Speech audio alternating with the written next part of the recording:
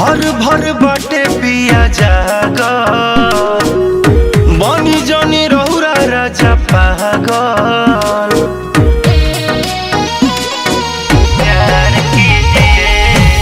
छम छम बाजे लागी छागल करे में जे कुछ गोड़वा लागल। सोने का सबका इंतजार कीजिए, सोने का सबका इंतजार कीजिए। पर्दा गिरा के राजा जी, पर्दा गिरा के पिया प्यार कीजिए। एक बार नहीं बार बार कीजिए। मिला है मौका तो बाहर लीजिए, मिला है मौका तो बाहर लीजिए।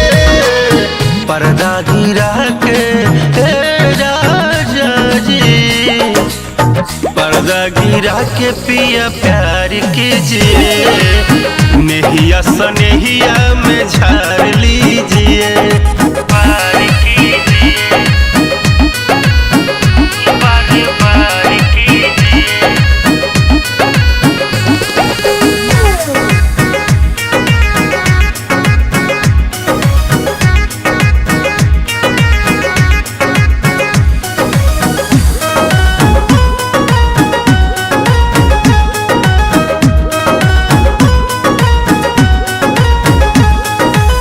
नैहर के साया साड़ी नैहर के चोली राजा अपना हाथ खोली।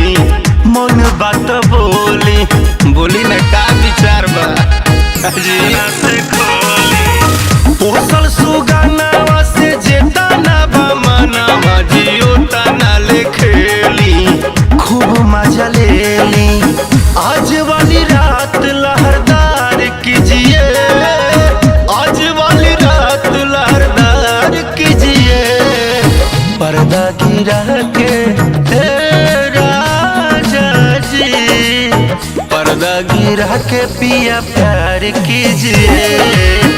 एक बार नहीं 100 बार कीजिए।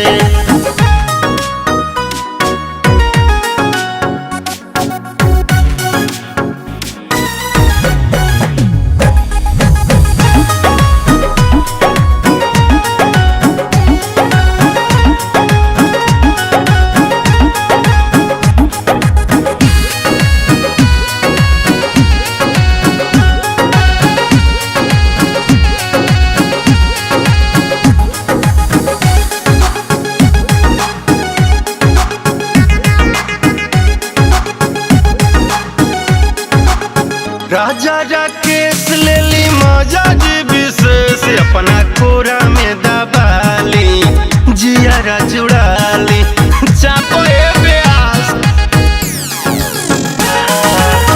देखी मनी से आयो नील से न राजा कोनो बतिया बताई।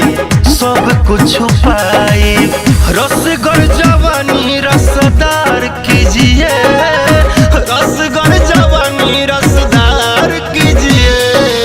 साड़ी हटा के राजा जी, साड़ी हटा के पिया प्यार कीजिए।